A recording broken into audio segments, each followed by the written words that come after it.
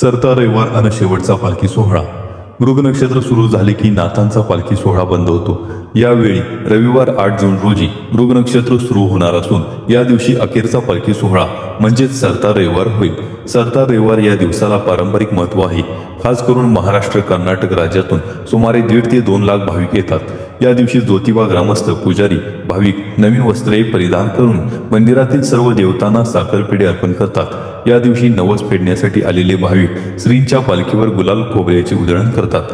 ज्योतिबावरील प्रत्येक घरात पुरणपोळी आमरस करून श्रींना नैवेद्य दाखवण्यात येतो।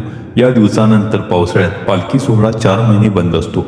त्यानंतर खंडेनवमी सुरू होतो। सरत्या रविवारी सायंकाळी विविध फुलांनी पालखी सजवली जाते।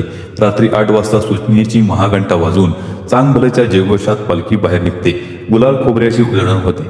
त्यानंतर पालखी सदरेवर विराजमान होते।